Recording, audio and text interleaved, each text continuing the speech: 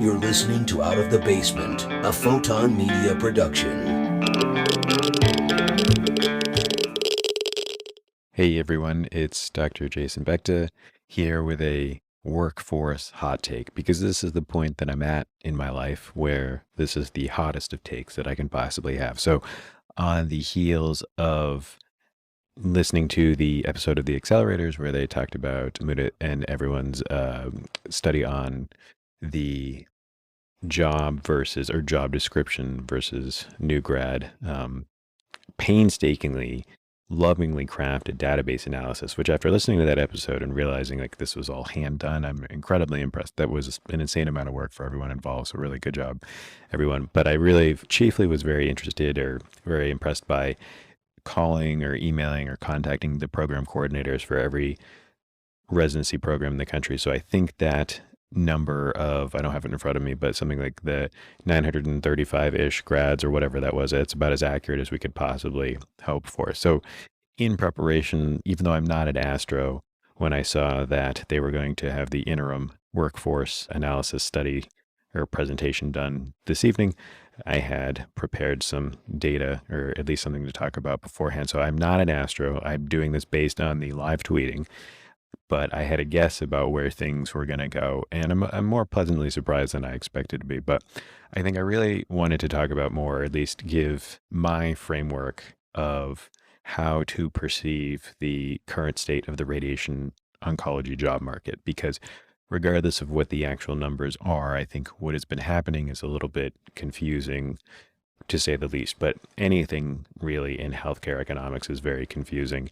And it's really hard to dig into these things. And while people have done very elegant papers and presentations and studies, to try to claim that you have a true understanding of it, which I certainly do not, and is just really difficult given the differences between like charges and reimbursements and graduate numbers and job postings and blah, blah, blah. It's just such a tangled mess. But so for me, when I look around, I do think that this year is probably the best job market year that I've ever seen. So I got involved with radiation oncology back in 2008, starting to do lab rotations as part of the MD PhD program. And as with any small field, there's always going to be concerns about market issues or job finding. Like that just has nothing to do with radiation oncology in particular. It has to do with the fact that it's a small field, a lot of regulations in terms of entering it. And so you're obviously going to have things like geographic limitations and whatnot. And that's always been the case. The job market, especially for my year. Now, again, I graduated in 2021, so it was really hit really hard with the COVID lockdown. So I think my year, lucky for me, it was probably the worst market we've seen in 20 years to swing around to come into the best market. So what is that? So to really kind of back up, so I'm calling it dark radonc, one, because it's cool, but two, the concept of dark matter in space. There's this thing out there, it has mass, but it's invisible. And I did not come up with it. I stole this from marketing analysis. So there's something called dark social, where how people talk about your company on Twitter and Facebook Messenger and WhatsApp and blah, blah, blah, when somebody links to your website and through one of those platforms, your trackers will not register that. It'll register as like a direct site visit, which isn't true. It's kind of dark social anyway. So for dark radonc is jobs or people which are not counted with the existing analyses. And the way I kind of think about it, and I have a framework I'll put on Twitter, is you have new graduates and then posted jobs.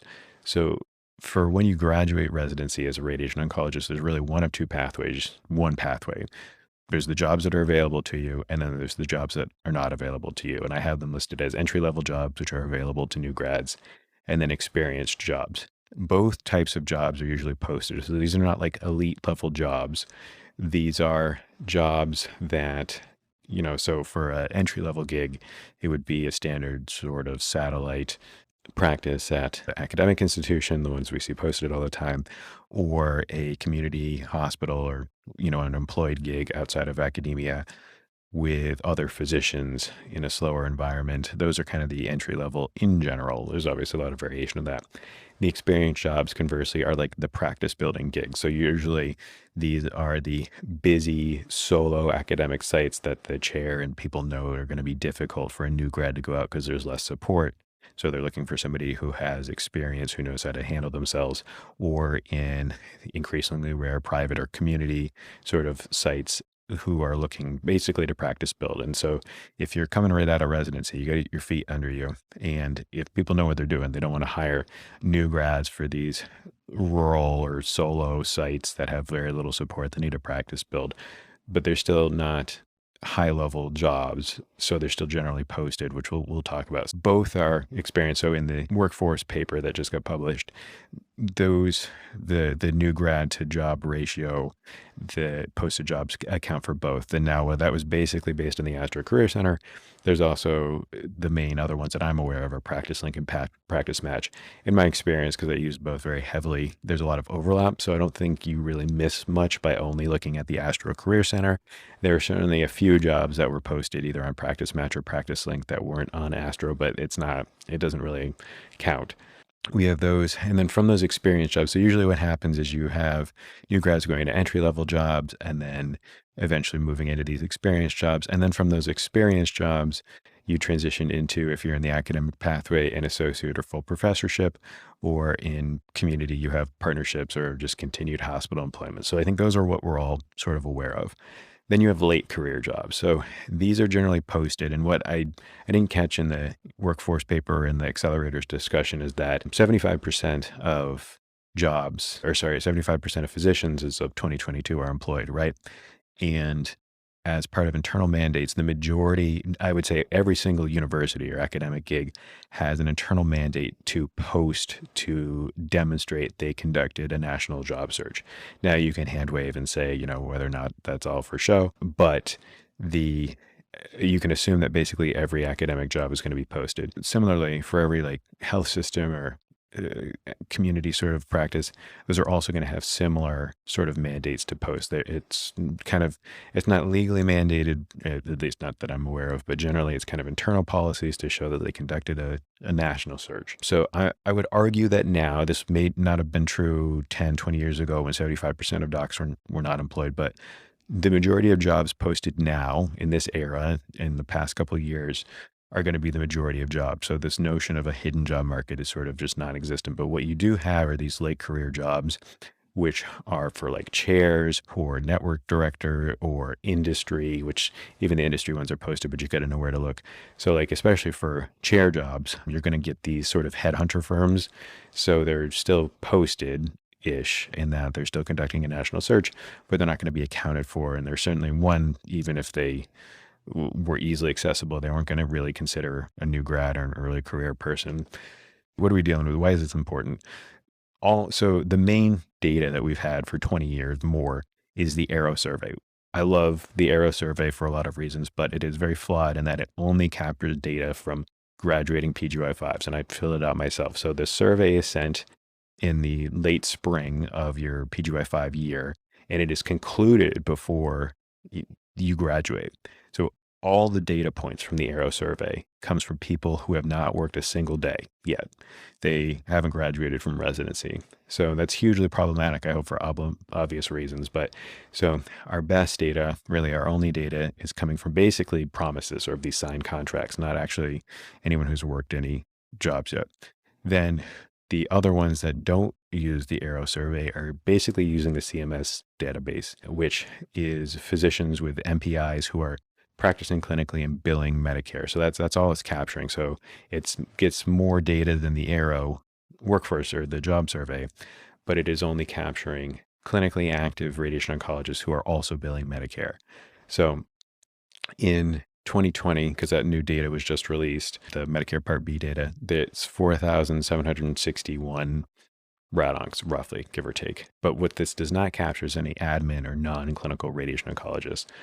There's a paper, or I think it was an abstract from ASTRO 2020, where the estimate was around 5,000 from the AMA database, with the snapshot being in 2017. Why does this matter? They have to get paid somehow.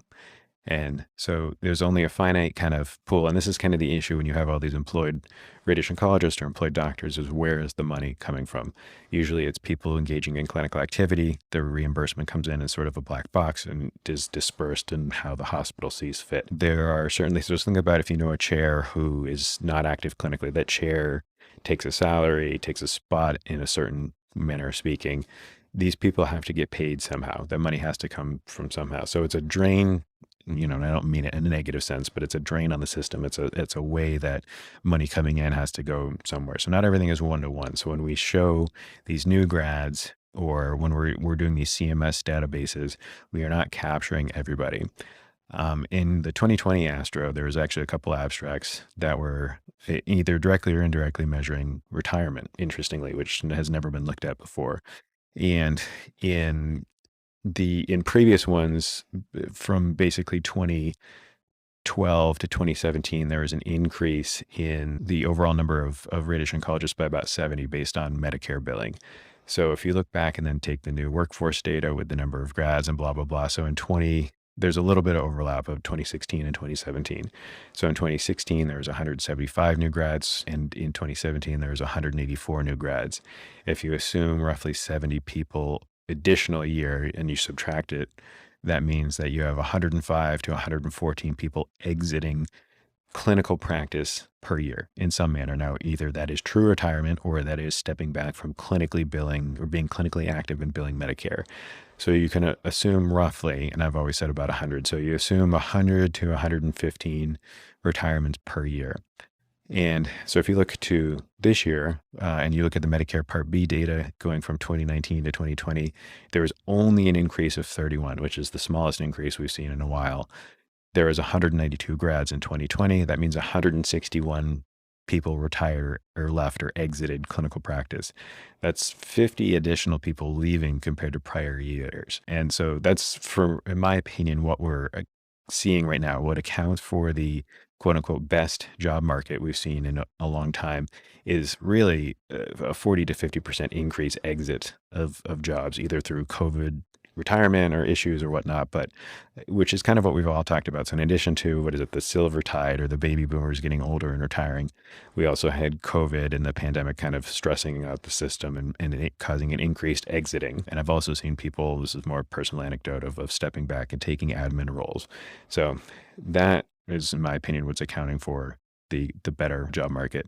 So in using other data, there's another one of the ASTRO 2020 abstracts looking at AMA, and you can extrapolate, I won't get into the math, I'll put it in the slides, but there's about a 2% growth in RADONCs using the AMA database, which captures more RADONCs than CMS billing. And so I would estimate, and I did these slides earlier yesterday, there's an estimate of 5,400 RADONCs currently. So that was my estimate from earlier. Other important things also from the Medicare Part B data that Todd Scarborough published on Twitter, was that looking at the reimbursement, the money per RADONC per year, that if you compare 2019 to 2020, you have an increase in the number of radiation oncologists, but a decrease in the reimbursement. So you have 12% down of reimbursement in 2020 compared to 2013. If you adjust for inflation, you have more RADONCs making less reimbursement, generating less reimbursement. It's down 30% when accounting for inflation. 2013 to 2020, accounting for inflation, 30% decrease reimbursement for radiation oncologists. And so then right now on Twitter, it was very heartened to see. So this was very much more in depth than I could do just as a single person here. This is the Health Management Associates. You can go see the slides on Twitter for yourself. Their estimate from my reading, and I did not see this presentation, they're estimating about 5,587 from various sources, radiation oncologists, which I would agree with. So I was very pleasantly surprised to see that. So I would say, and they kind of talk about how difficult this is, and they go very in depth, which is pretty great to see, about like drilling down into what these discrepancies are. And sometimes they're like LLCs or organizing units and various other reasons. But I would say a much more accurate number is this like 5,500-ish number. So what's very interesting is looking at the aging of the population, which I kind of assumed was going to be an argument, which is true. As the population ages, the absolute incidence of cancer is going to increase. So you're assuming an increased rate of or need for radiation oncologist. They are showing an increase. It's like a 5% growth in the RVU per radiation oncologist, which is interesting. The problem being kind of, now this is an interim analysis. They're not really making any conclusions, but there was a slide called the macro trend of aging, and it basically shows the huge increase in the aging population, and that they write, though age-adjusted cancer trends are favorable for some cancers, age is causing a number of cancers to rise. So they have a 7% increase in 5 years. So they list these numbers, which is true. The cancers they list for an increased number, you have one, breast. I think we all know what's happening with breast, and they do admit that hypofrac is hard to kind of figure out. But so for breast, yes, it's an increase overall number, but you have reduced number of fractions, you have increased emissions, and you have reduced reimbursement. So I would say, it's at best a wash. I would say, we're still seeing less breast overall, kind of in a sense, with the hypofrac emission and a decreased reimbursement, but it's not going to increase demand. They have uterine cancer, maybe, with GOG 259 and kind of the equivalence of chemo. I don't really know if that's going to really do much. Like, this is not accounting for a huge number. It's not the top 5 sort of disease site in most practices. I don't know. Maybe. I don't really know what to say about uterine cancer. Cervical cancer, maybe globally it's going to increase, but with the increased prevalence of the HPV vaccine, cervical cancer rates are decreasing. I don't have the number in front of me, but I would say we can't account for cervical cancer to increase the demand for us. Prostate cancer, definitely not. So we have hypofrac, moderate and extreme hypofrac, or SBRT. I saw an earlier slide tweeted out about, redefining or using AI and low risk and treatment de-escalation. Again, just like breast, even with an absolute increase in the incidence of prostate cancer, at best, we're looking at a wash. I suspect that it'll be decreased, but I would not hang my hat on that. Colon cancer, no. Lung cancer, I love this. So there was an ASTRO paper this year about low-dose CT screening and a huge reduction in for us, the main indication is still stage 3. It was like a 40% drop in the incidence of stage 3 lung cancer because of low-dose CT, which is tremendous for the population. And, we should be screening everybody all the time. But it's not going to account for an increased sort of need for us. Hopefully, obviously I'm a big proponent of lung SBRT. I think it's beautiful. I don't know if we can really sort of beat out the surgeons ever. I know Valor's really trying, and maybe, I don't really know. So the increase in SBRT is coming up, but you can do the math. It depends on the hospital system. Even if you really kind of drastically increase your incidence of lung SBRT for stage 1 or 2, I don't know if it can really account for the quote unquote lost fractions of 30 to 35 in stage 3 lung. Non-Hodgkin's lymphoma, no, come on. Definitely not going to increase the need for us. We'll be lucky to get a couple of those a year. And then bladder, maybe there has been some promising data. I don't really know. It would require sort of a cultural shift from the urologist and whatnot. But so, this slide seems hopeful. It read hopeful, and I don't know what they said when they presented it, but none of these things are really going to increase us. I think from yesterday, there was the trial on the prophylactic bone met radiation. There's other things that I would be optimistic about. And, obviously I was tweeting about the new thing that we're trying to build here of the American Benign Radiotherapy, but there are certain things out there that could increase the need for us. But as it stands, kind of given these trends, these are not cancers that I would say are going to increase the need for us, are going to account for the continued rise in the workforce. I'm very excited to see where this is going to go. I'm really encouraged actually seeing these slides. This was kind of exactly what we needed. And, again, I really love and appreciate Arrow for everything they do.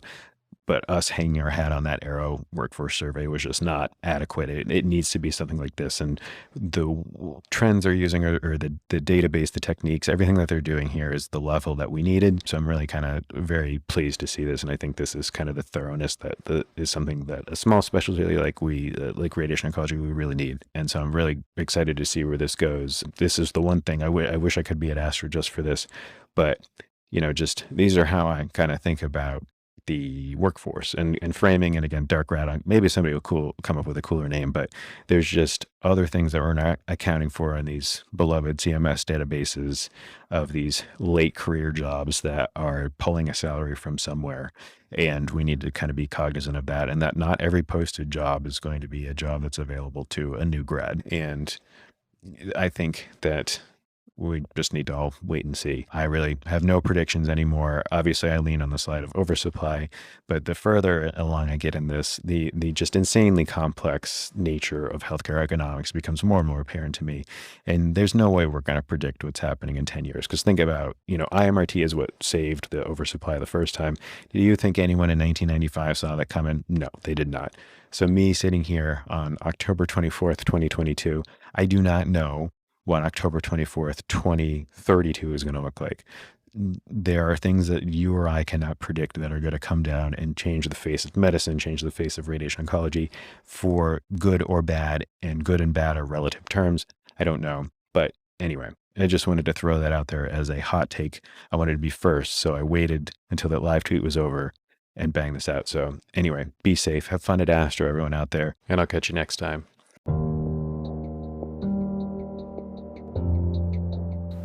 Thanks for listening to this episode of Out of the Basement. You can claim CME for this and any other episode by following the link in the show notes. You can find me on Twitter with @DrBekta or visit www.bektamd.com.